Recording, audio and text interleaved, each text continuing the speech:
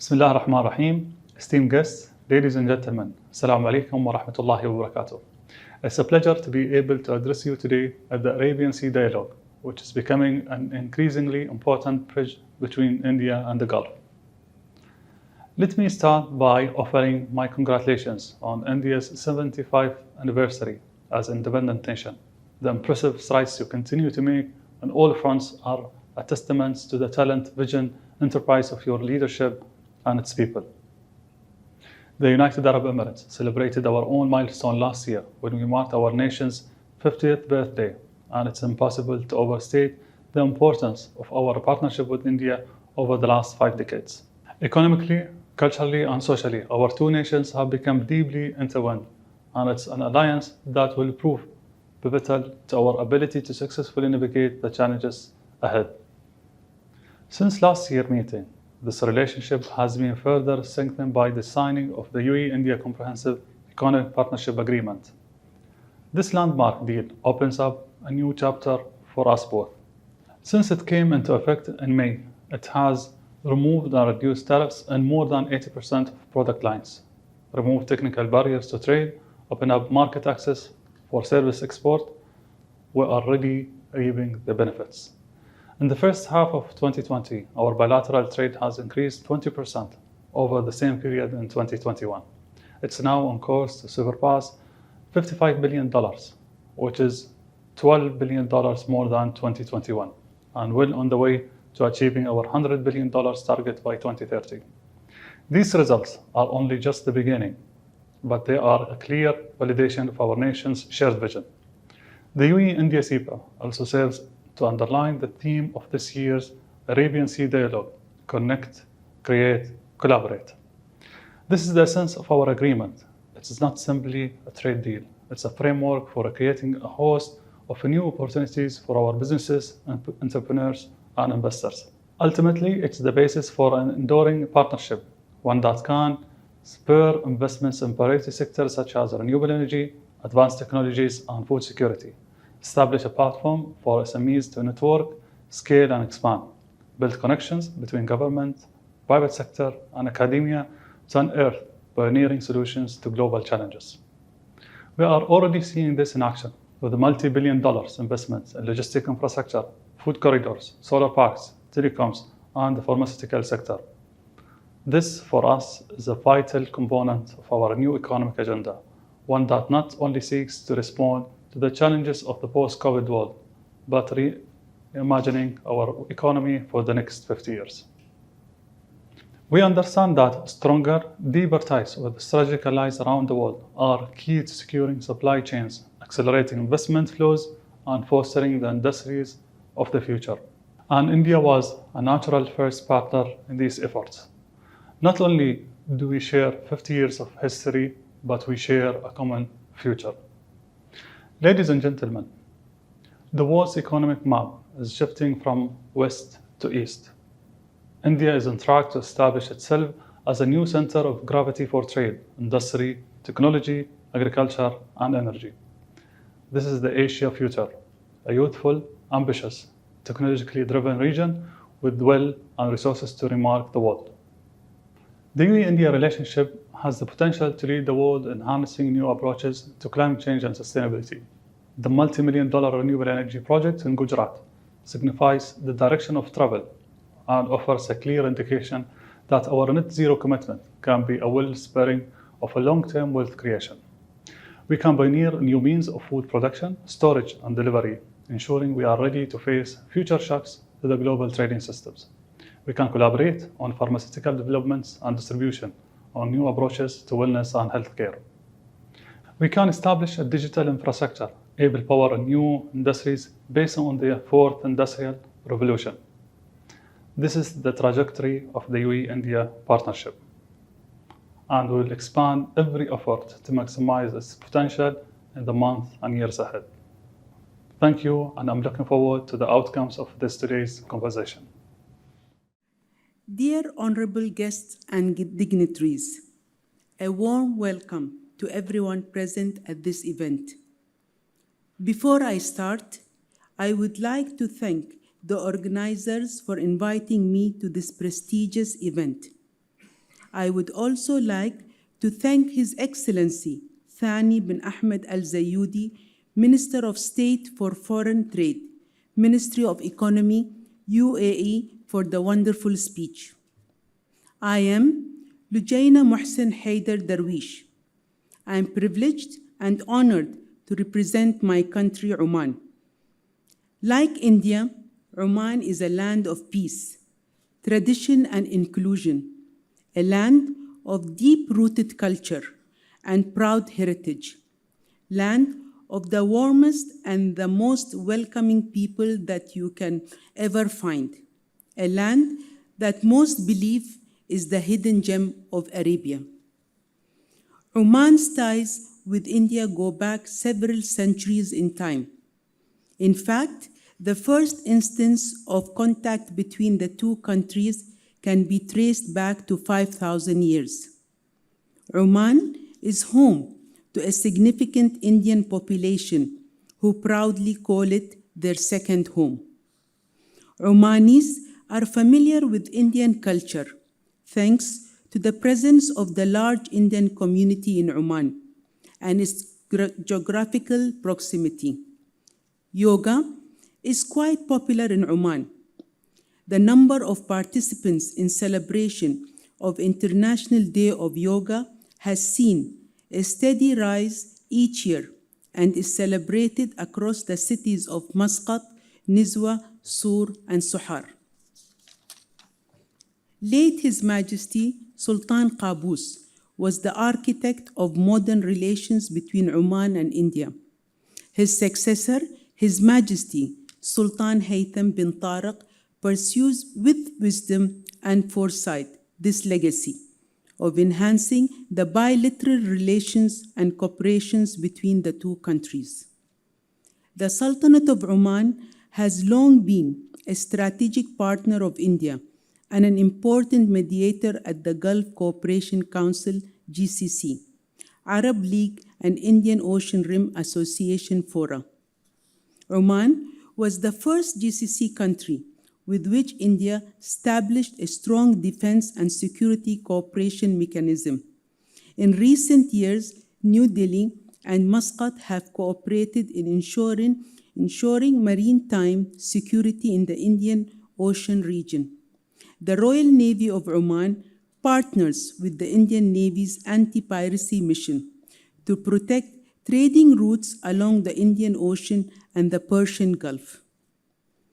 The test of any relationship is always times of duress, and the bond between the two nations has been strengthened with mutual agreement.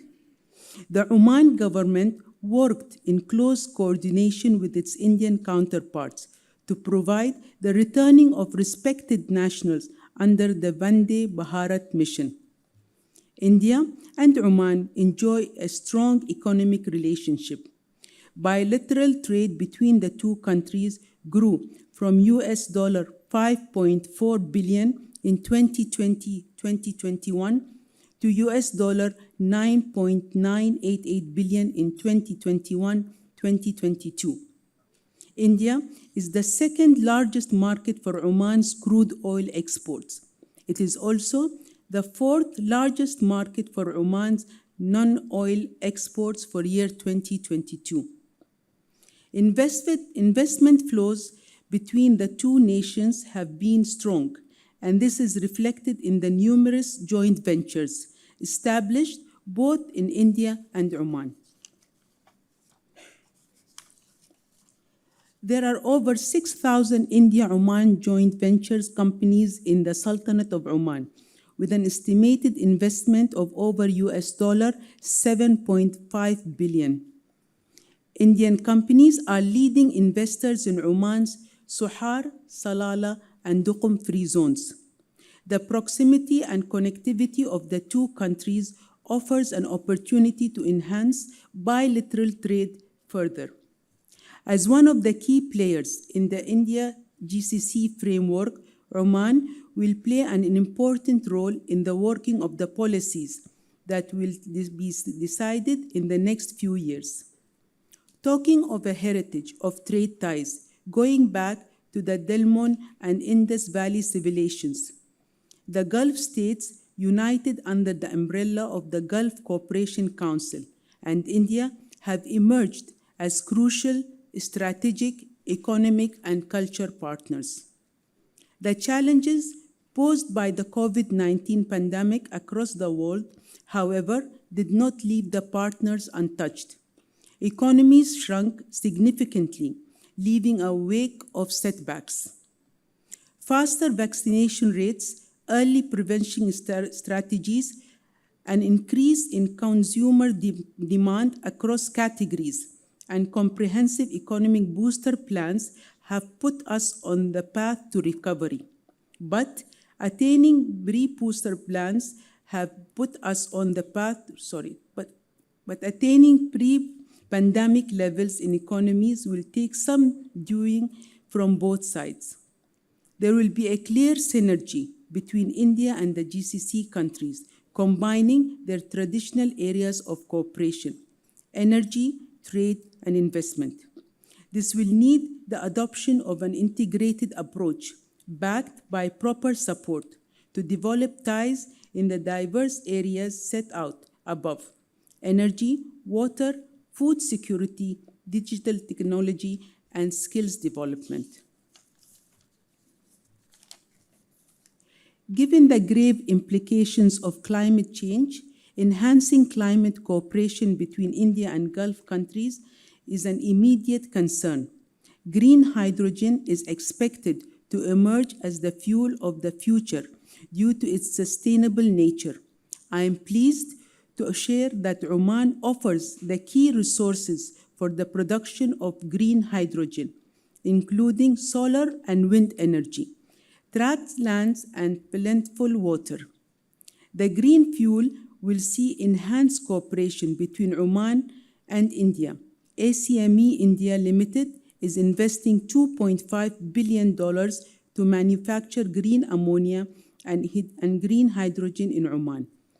The manufacturing facility will be located in Duqm, and it will supply green ammonia to Europe, America, and Asia region. In a broad historical perspective, the pandemic has been a watershed event. From the destruction it created on existing socio-economic and diplomatic structure, it has also offered opportunities to take human story into new areas that need new thinking, newer ideas, and mindsets. Given the 5 millennia-old narratives of engagement that have defined India's links with Oman and the wider GCC region, the pandemic has opened opportunities to reinvent our connections on new bases, as we have been doing over several centuries. Thank you very much for this opportunity, and I'm honored to be here today. Thank you. Namaskar and good morning.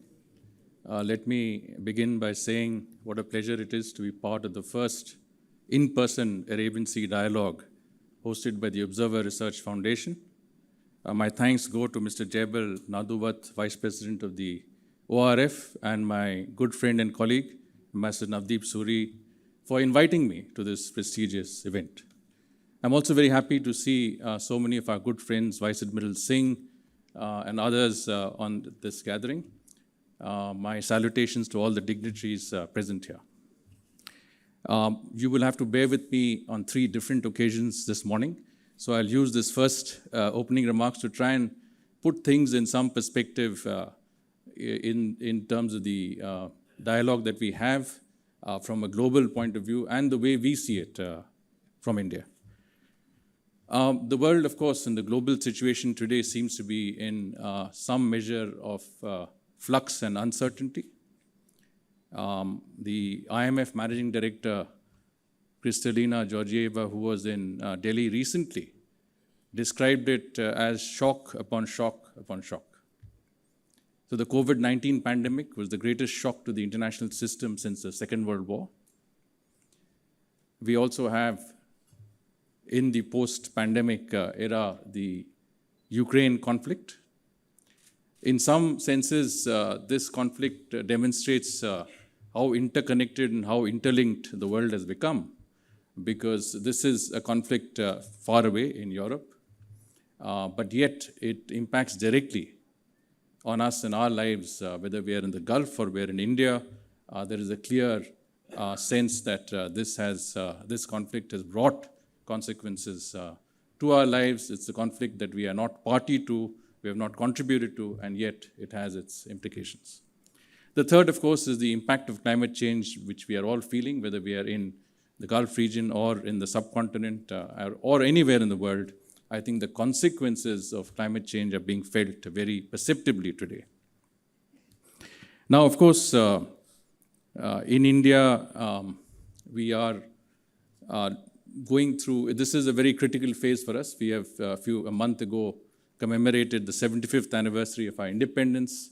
The next 25 years in the run-up to our 100th anniversary will be critical in the way we shape up as a nation, in terms of how we can meet our aspirations and our ambitions domestically and globally. We also are looking at this phase as what we call Amrit Kaal, which is a period of a great amount of focus and concentration on our ambitions to become a developed country by 2047. Today, of course, we have crossed the $3 trillion mark in terms of GDP. We have become the 5th largest economy in the world.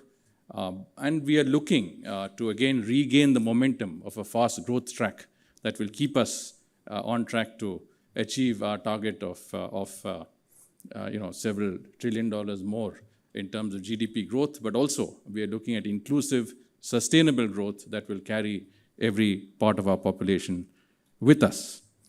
Now, as we also recover from COVID-19, we believe that we have fared comparatively well, primarily due to a resilient economy, strong fundamentals in terms of science and technology, but most important of all, sound policy decisions by the leadership and the government. And of course, as we look forward, we see that there are not just domestic issues that we have to contend with, but obviously there are, as I mentioned, global challenges. And when we look at global challenges, we find that we are in a situation where I think countries need to come together to contribute to resolving many of these issues. In December this year, we will be in a unique position. India will be president of the G20. We'll be president of the UN Security Council. We'll also be president of the Shanghai Cooperation Organization. So we will be holding 3 important presidencies of global and regional organizations. And we do believe that this provides a unique opportunity for us, not only to present our narrative in the global agenda, but also to provide solutions to global challenges based on our experiences and our achievements, whether it's in the field of digital transformations, or in terms of renewable energy, or in terms of agriculture and food security, and the fact that we are exporting food at a time when there is a shortage of the supply of food, whether it's in health, and all of this is underpinned by technology. So I think that is an important aspect of what we are trying to do. I, of course, will be speaking more on this when we come down to other aspects, but I do believe that the Gulf countries and ourselves have achieved a level of synergy which is unique in international relations. And we need to look at how we can work together to utilize these synergies to contribute not only to solutions globally, but also to come up with a blueprint and a plan that will take us to the middle of this century. And more on that as I speak in the next sessions. And thank you so much, and it's wonderful to be here in this dialogue. Thank you. Namaskar. Good morning. Assalamu alaikum. It's always a pleasure and a delight to be back in the city and of my birth and my education. As I stand here before, I feel humbled that I'm amidst a fantastic array of speakers and luminaries from not just India, but also from our neighboring countries and our friends from our region. I also believe that it is an appropriate moment that we start aligning ourselves as the region goes through a distorted of seismic proportions in terms of what is happening in the economy of energy or the energy of economy.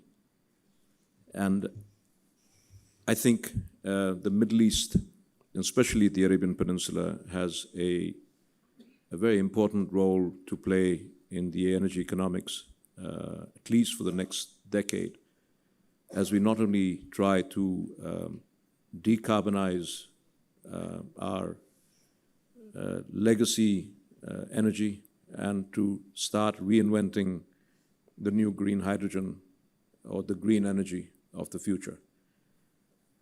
This is one of the areas that Oman is going to focus on. I think it's one of the areas that India wants to definitely work in hand with the region, not just Oman, but also with our neighboring countries. But when we look at all this, we forget about 3 or 4 things that are of significant importance. And that is communication, not just communication of commuting and thing, but connecting each other from people to people.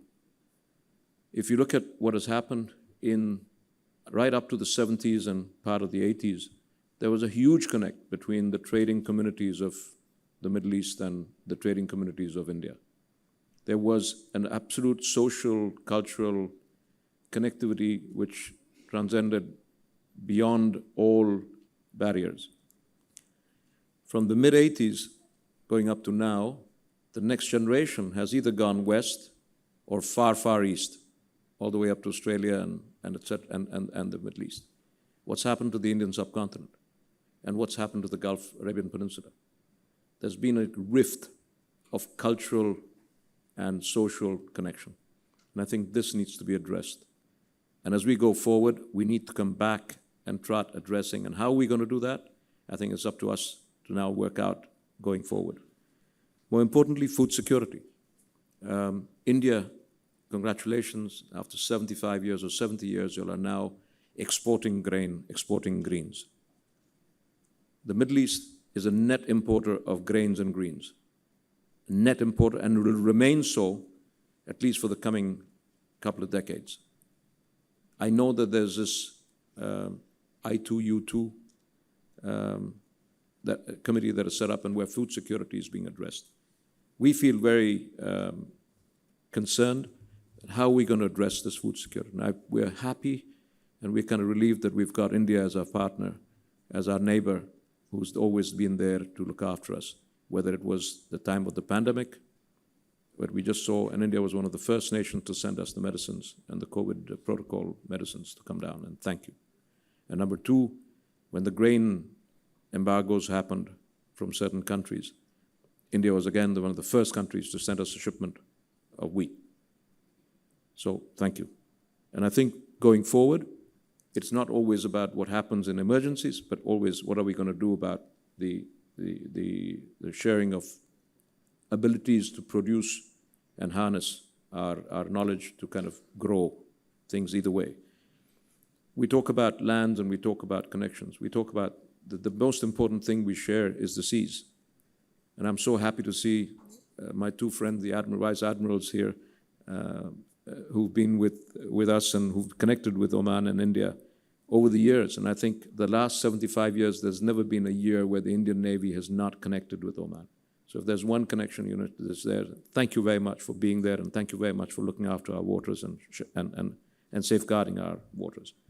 But more importantly, the waters are going to be a source of economy going forward. Fisheries, the development of fisheries and fish resources and water resources is going to be of a significant proportion going forward as the world moves away from traditional red meat towards white meat. Is the sea going to be another source of income and economy for both the nations? And we need to look at that jointly. Education. I remember Dr. Abdul Kalam mentioning, if you ever wanted to make education, giving education, or imparting education, the best form of charity.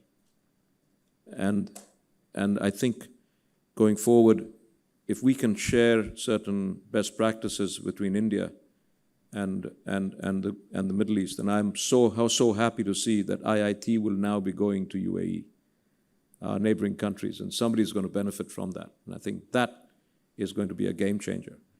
That if you can start exporting your best institutions and their know-how and their ability to harness education, going to those areas, that'll be fantastic.